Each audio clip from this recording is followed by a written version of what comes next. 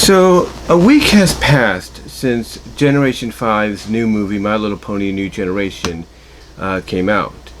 And the overall consensus, if you will, easy for me to say, the overall consensus among people that's seen it, including Animat, who's not the biggest MLP fan at all, but looks at it from a point of view of just an overall animation fan, this is a good movie.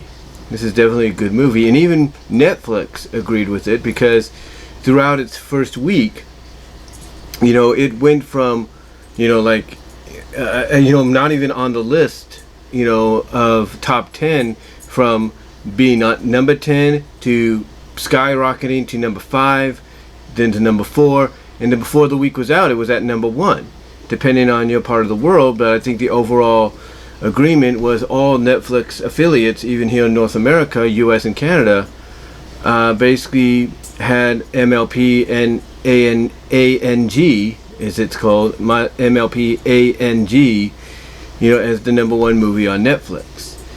And obviously it shows you that the popularity of the franchise is not going away anytime soon, and that in the right hands it can be a success. It can be just as successful, or potentially just as successful, as the previous generation. And like I said in my review, and several times over, not only did this movie serve as a continuation somewhat to Generation 4, being in the same world, somewhat the same continuity, but taking place way into the future, which people, they estimate, what is it, like 200 years, 300 years? No, the way they treat this, I'm going to go 5,000, because that makes more sense. But anyway, besides that, serving as a continuation, it also kind of serves as an origin story, so it can allow, this new generation to basically, become its own thing, as well as staying true to, what it inspired from, basically the continuity, the past in continuity, if you will, that it, came from, or is trying to pay tribute to. Now, here's the thing, though. Over the past week, obviously a lot of people have said that there are a few things that are amiss with it, and some of these things that are amiss, didn't make the movie very enjoyable. I mean, Miss Anthropony Map obviously felt like, what was the point of everything that occurred in Generation 4 with Twilight and her friends if it was all for naught, down the line in the future. And he has a right to his opinions on that, because it's like, wait a minute, so you're telling me all this friendship things that Twilight did was for naught? And that might be the case. But but here's the thing, what really furthers my confirmation of the time frame, the timeline being, like probably almost half of a million years into the future, which is 5,000, if you will.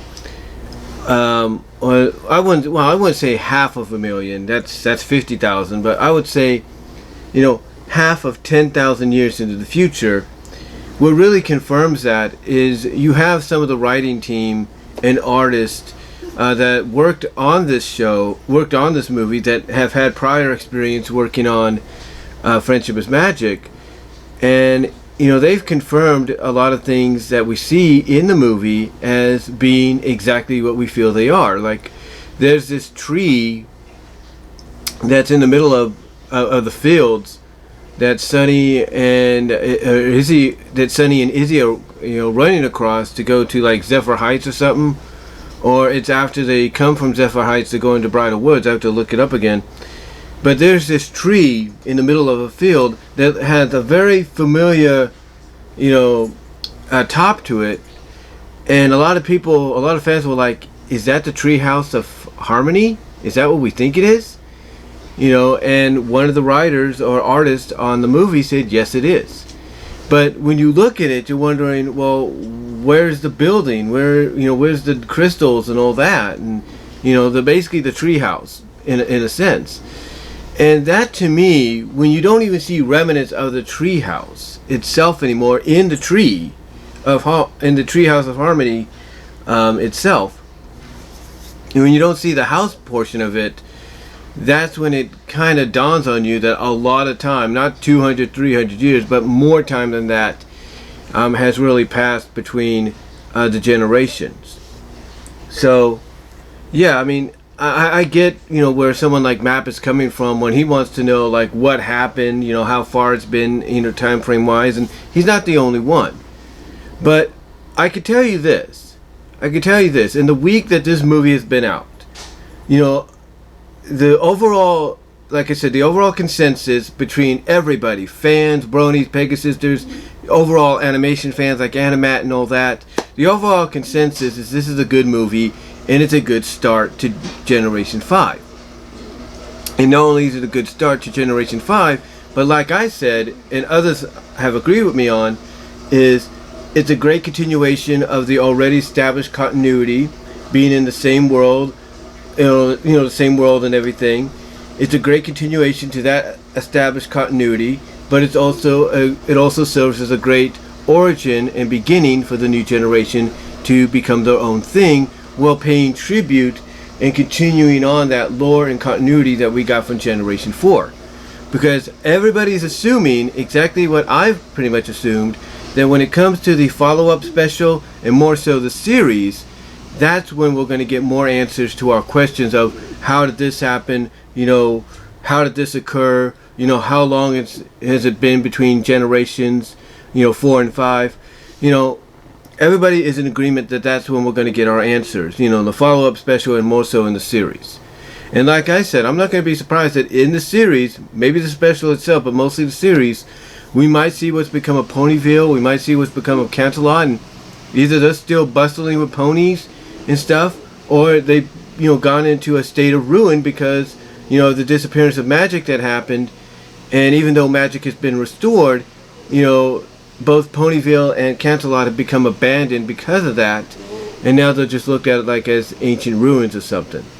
So if anything in the past week we can agree on with this movie is the fact that it's really got everybody hyped up to see what's happening next. And to really prove this, I did an audio version. I basically audio converted my live stream, not my live stream, but my review I did on the movie on the day it came out, because I saw the first 15 to 20 minutes after it initially came out at midnight last week, that began the 24th of September, and then I finished it that following day.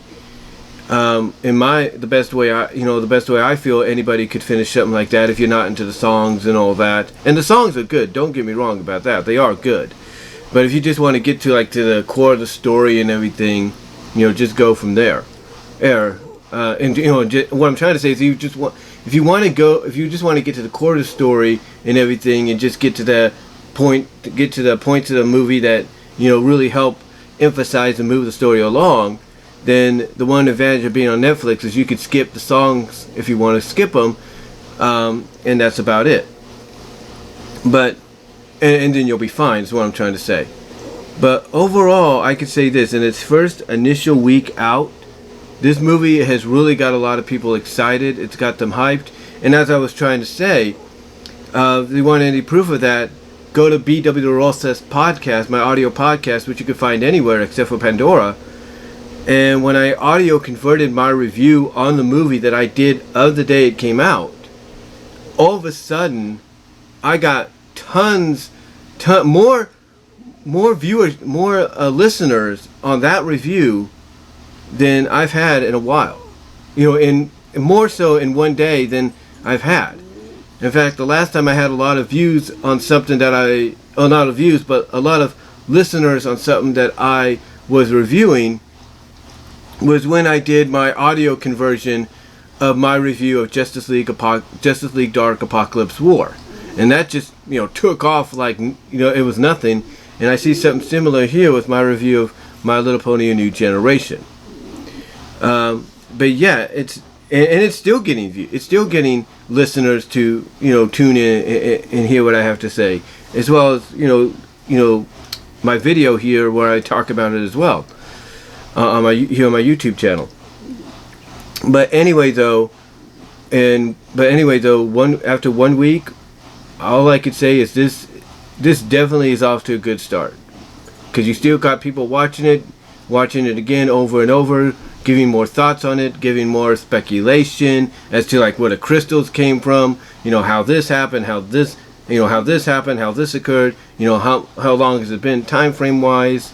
You got people like Dr. Wolf doing separate videos asking what's next for the main 5 characters, and a lot of the stuff. And if that isn't any proof that this has got people hyped for the upcoming follow-up special and the series, to see what happens next in those from those perspectives, and basically getting the answers to questions that we want, especially the questions that were raised from this movie, then I don't know what I don't know what other film or franchise can do such a thing of get you excited and hyped and speculating and all that up until showtime later this year and in spring of 2022.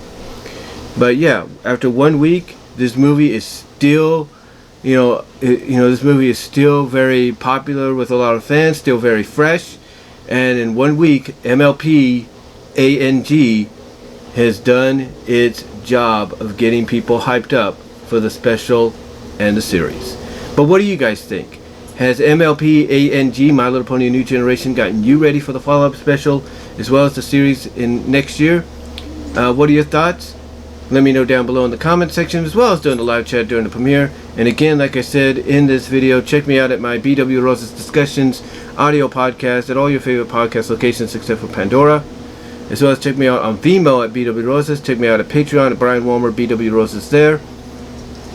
As well as check me out at my Teespring store for merchandise and everything, should you be interested and intrigued by that. But let me know what your thoughts are though, guys, overall. And I will talk to y'all later.